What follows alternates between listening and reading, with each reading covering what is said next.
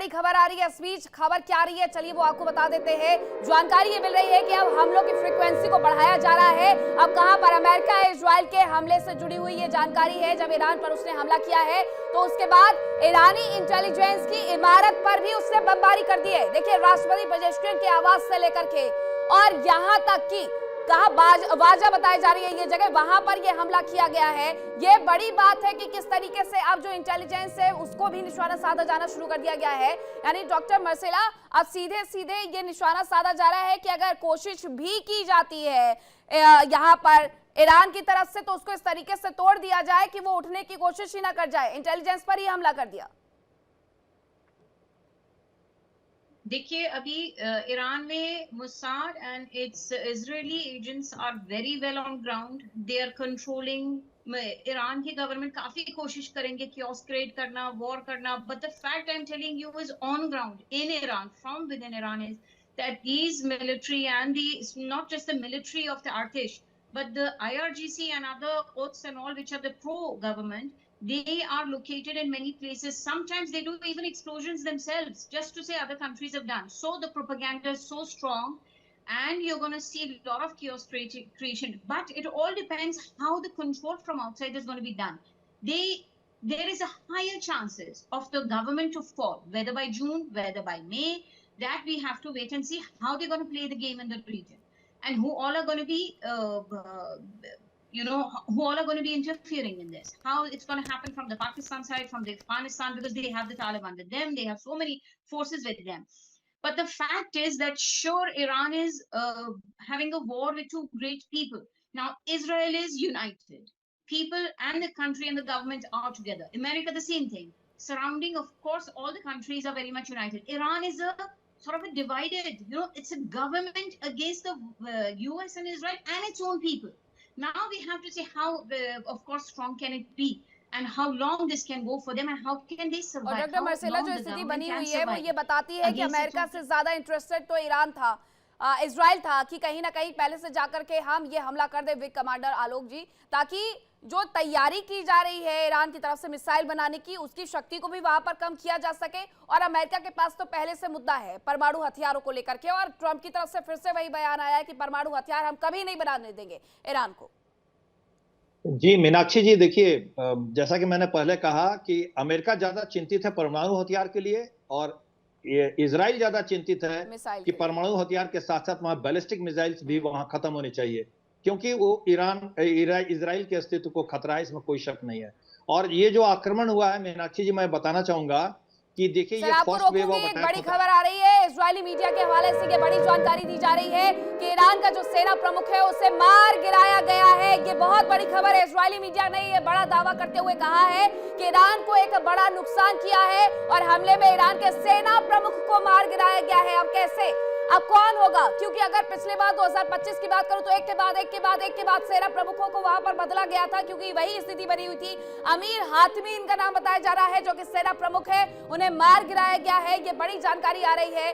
अब फिर से मैं एक बार यही सवाल आपसे पूछना चाहूंगी विंग कमांडर आलोक जी की।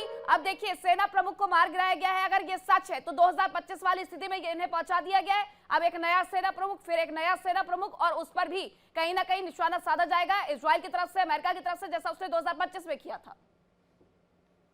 देखिए मीनाक्षी जी, अगर ईरान अभी भी नहीं मानता है तो आप बहुत जल्दी देखिएगा कि एक सेकेंड वेव ऑफ अटैक होगा, और वो इनके एयर डिफेंस सेंटर्स पे होगा। जो फर्स्ट वेव ऑफ अटैक होता है, तो उस अटैक को रोकने के लिए जितने एयर डिफेंस सेंटर्स हैं वो अपने रडार ऑन करते हैं टारगेट को पिकअप करने के लिए, और जैसे ही वो ऑन करते हैं उनकी लोकेशन का पता दुश्मन को पता चल जाता है। तो उसके बाद अब उस लोकेशन पर एयर डिफेंस सेंटर्स पर और बड़े बड़े मिलिट्री जो उनके टारगेट्स है, वहां पर सेकेंड वेव ऑफ अटैक होगा। आप ये मान के चलिए बहुत कुछ ही घंटों के अंदर वो होने वाला है। तो ये जो ईरान जो है उसने अपने आप ये मौत अपनी चुनी है। बार बार उसको जो ये गलतफहमी है कि इतने मिसाइल बना करके वो अमेरिका से और इजराइल से निपट लेगा, इलेक्ट्रोमैग्नेटिक वॉरफेयर में वो कभी भी मुकाबला उनका नहीं कर सकता है। ऐसे भी अभी तो मुझे ये देखना है कि उनके जो बैलिस्टिक मिसाइल हैं, जो 2000 किलोमीटर का जिनका रेंज है, अब देखिए लिंकन तो अब्राहम लिंकन तो सिर्फ 1000 किलोमीटर पे है उनसे, तो वो क्या कर पाते हैं? क्या वो सक्सेसफुली अपने टारगेट्स पे मिसाइल को लॉन्च करके और इन टारगेट्स को डिस्ट्रॉय कर पाएंगे, या अमेरिका और इजराइल के पास जो इलेक्ट्रोमैग्नेटिक वॉरफेयर की जो तकनीकी है उसके कारण वो सारे बेकार हो जाएंगे। देखिए, एक ग्राउलर एक एयरक्राफ्ट होता है, E-18G उसका नाम है, उसमें एक इलेक्ट्रॉनिक जैमिंग पॉड है जो विश्व का सर्वोत्तम माना जाता है, उसका नाम है ALQ-99। उसमें यह क्षमता है कि वो सारे रडार, सारे कम्युनिकेशन सिस्टम और इवन की जो मिसाइल और रडार का लिंक है उसको भी वो ब्रेक करके जाम कर देता है। तो किस हद तक ईरान सफल होगा अब देखना है, यह समय ही बता पाएगा। और मुझे नहीं लगता है कि ईरान को इसमें सफलता मिलेगी। नेक्स्ट वेव ऑफ अटैक्स आने वाले हैं बहुत जल्दी। जी हाँ, यानी हम ये समझ सकते हैं ब्रिगेडियर राजन जी कि फाइटर जेट्स का इस्तेमाल कर दिया गया है, मिसाइलों का इस्तेमाल कर दिया गया है और इसीलिए अब तेहरान की तस्वीर पूरी बदली हुई नजर आ रही है। जगह जगह पर बम वर्षा की गई है, ये बताया जा रहा है, तो फाइटर जेट उतार दिए गए हैं। बात ये भी सामने आ रही है कि USS अब्राहम लिंकन का इस्तेमाल भी इस दौरान कर लिया गया है। अभी एक और जंगी बेड़ा खड़ा हुआ है, उसका इस्तेमाल भी मुझे लगता है कि आगे आने वाले वक्त में किया जाएगा। फिर देखिए, एब्सोल्युटली ये अभी रिलेंटलेस कैंपेन होगा। आई मीन, आप उसको इतना वक्त नहीं दे सके कि वो संभल के अपने मिसाइलों को लॉन्च करे। इस वक्त पूरा फोकस, जितना सर्विलेंस कैपेबिलिटी है अमेरिका और इजराइल के पास, इस वक्त फोकस्ड होगी ईरान सर, के इस ऊपर। दौरान देखिए किस तेजी के साथ इजराइल और अमेरिका यहाँ पर हमले करते हुए नजर आ रहा है। अब खबर ये आ रही है कि एयरपोर्ट को भी निशाना बनाया जाना शुरू कर दिया गया है। कौन सा वो एयरपोर्ट है, कहां पर ये निशाना बनाया गया है, पूरी खबर आपको बताते हैं। ईरान के मेहराबाद एयरपोर्ट पर भी हमले की खबर है। मेहराबाद में पहले भी हमने बताया कि वहां पर हमला किया गया है। अब ऐसे में बताया जा रहा है कि एयरपोर्ट पर यह अटैक किया गया है। ज्वाइंट फोर्स का ये एयरपोर्ट है, वहां पर यह अटैक किया गया है। एरबिल एयरपोर्ट पर सभी फ्लाइट्स रद्द कर दिए गए हैं। एयर स्पेस पहले से बंद कर दिए गए थे, फ्लाइट्स भी अब रद्द करने की स्थिति में आ गए हैं। और यहाँ ईरान के मेहराबाद एयरपोर्ट पर ये जो हमला हुआ है, अब सर एक बार फिर से आप अपनी बातों को कंटिन्यू करिएगा।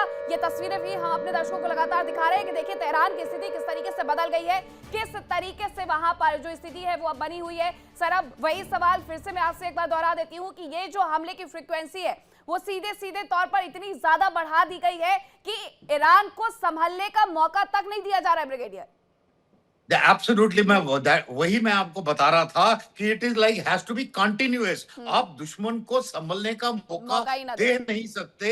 एंड पूरा सर्वेलेंस इस वक्त होगा कि उनकी जो लॉन्ग रेंज मिसाइल हैं वो जहां जहां अपने सीलों में हैं, अगर सीलों का मुंह खुला, और मतलब देखिए, मिसाइल लॉन्च करना एकदम, आप अंदर से अगर आपने किसी गुफा में छुपा के रखी हैं, वो एकदम नहीं लॉन्च कर सकते, कुछ प्रिपरेशन टाइम होता है। वो सैटेलाइट एकदम डिटेक्ट कर लेते हैं अगर वो सीलों का मुंह खुला, एंड इमीडिएटली रिट्रैक्शन होगी। और तब तक जैसे बताया जा रहा था, द नॉन एयर डिफेंसेस जो रडार हैं उनके, उन सबको न्यूट्रलाइज किया गया है ऑलरेडी। तो इस वक्त टारगेट जो एकदम आइडेंटिफाइबल हो रहे हैं कि लीडरशिप, पॉलिटिकल, मिलिट्री, दोनों, एयर डिफेंस और मिलिट्री इंफ्रास्ट्रक्चर, इन तीनों को लेकर लगातार अटैक हो रहे हैं।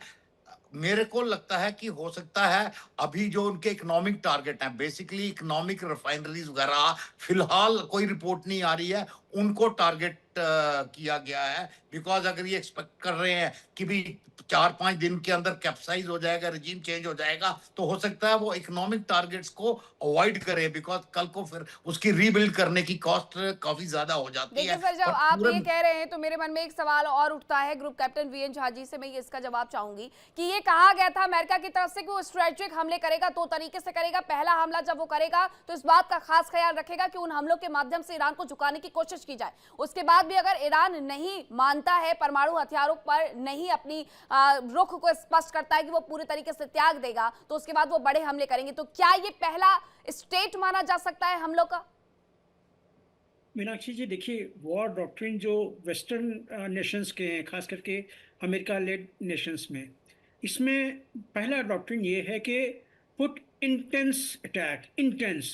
ये रशिया यूक्रेन वाली बात नहीं है। ये चीज़ें, ये वॉर डॉक्ट्रिन जो होती है खास करके अमेरिका की, ये होती है कि अगर आपने अटैक किया तो इंटेंस अटैक करो, इतना करो कि पहले ही अटैक में, वेव ऑफ अटैक्स में दुश्मन को चारों खाने चित कर दो।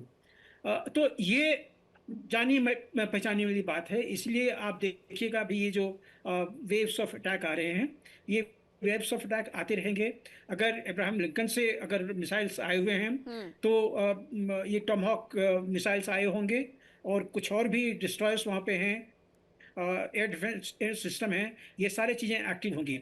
लेकिन आपने कहा था कि वहाँ का जो आर्मी आर्म फोर्स के चीफ है वो मारा गया है, ये नैरेटिव भी हो सकती है, क्योंकि अभी जितने लोग हैं वहाँ पे सब बंकर में होंगे, कोई अभी ओवर द ग्राउंड नहीं होगा।